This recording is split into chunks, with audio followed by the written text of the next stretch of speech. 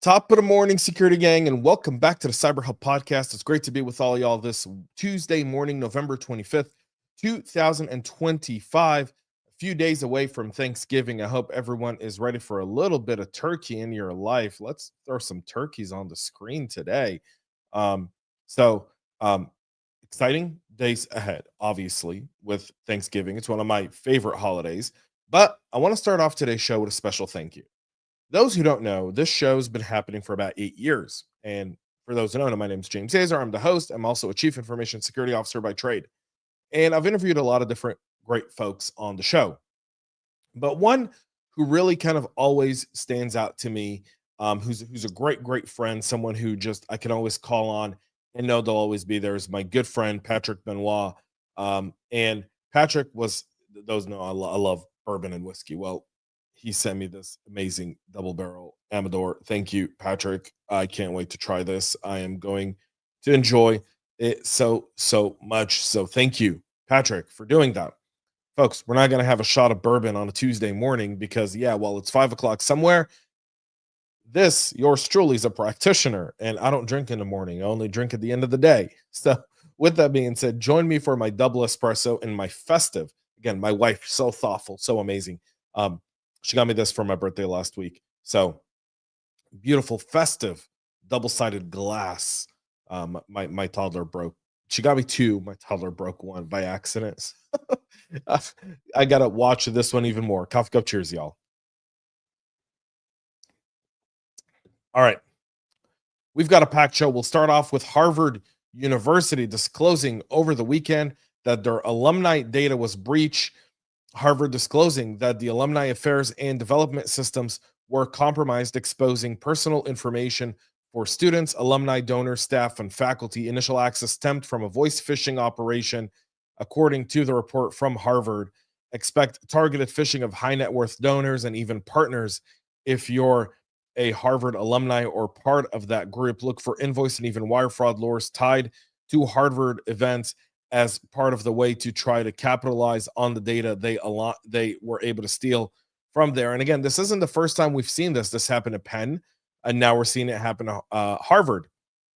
So, universities, your alumni are a target for threat actors, and if you don't see that, you have a serious you're seriously blind to that. You've got to protect that information with all of your might. I mean, and Harvard, this is a hit on your reputation for a university that is supposed to be an alumni Ivy League school. That's not bad. And by the way, Princeton was also a victim of it. We talked about it last week on the show as well. We'll move to Mazda confirming being a target of the Oracle EBS CLOP campaign, but they say no data leaked or there was any sort of operational impact.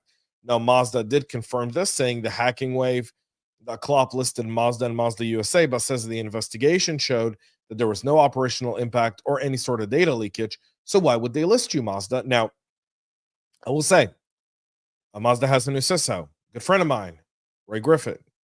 I didn't reach out to Ray. Don't want to put him in that position. But I'll tell you this.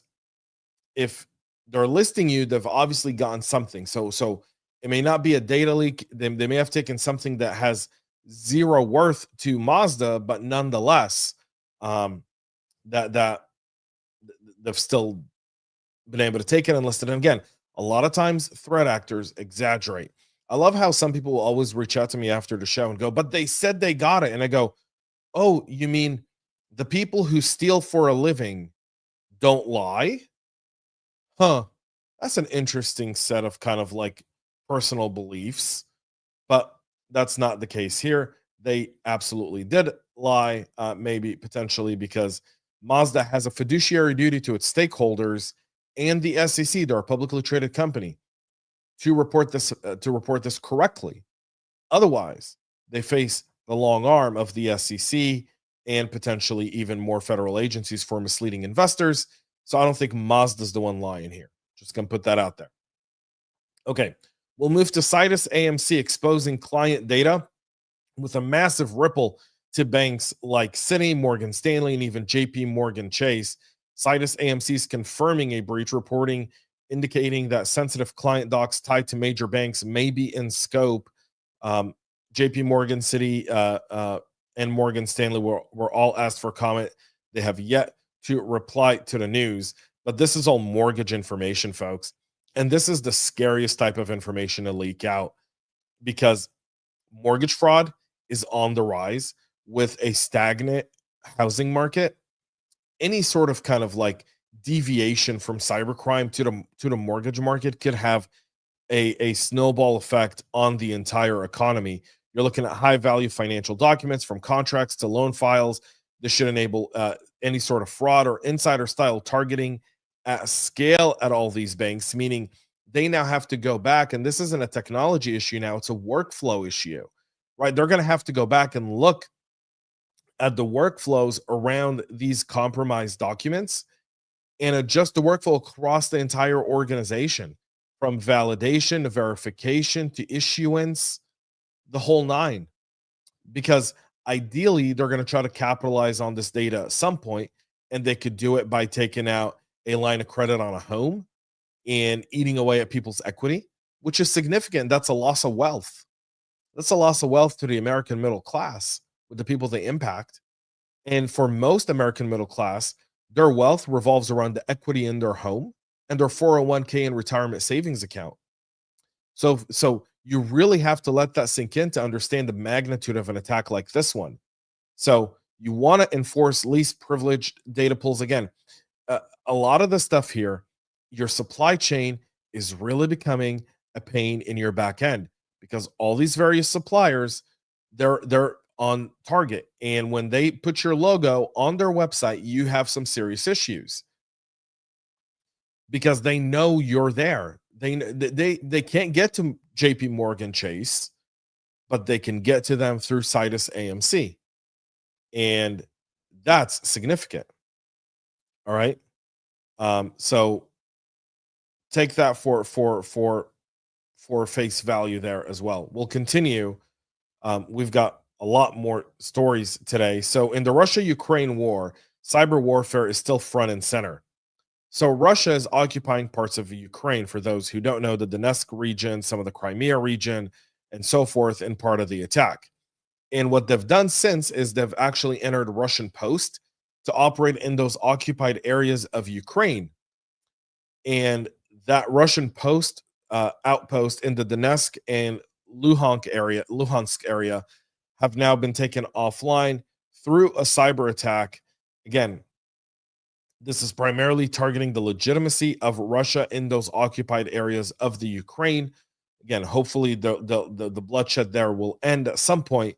But the statement came from the Ukrainian Cyber Alliance, saying they carried out the attack, claiming more than 1,000 workstations and over 100 VMs with several dozen terabytes of data were all destroyed. And again, this was wiper malware. They were in there to destroy, not kind of do a denial of service attack or any sort of ransomware attack.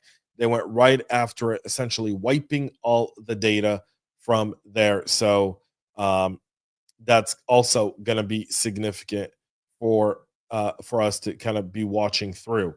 Now, the big news yesterday was Shehulud 1.0 was significant. It impacted 187 NPM libraries. This one hitting over 500, and in some reports, even 2,500. Researchers spotting hundreds of poison packages impersonating names tied to Zapier, ENS domains, Post-Hoc, Postman, and so much more.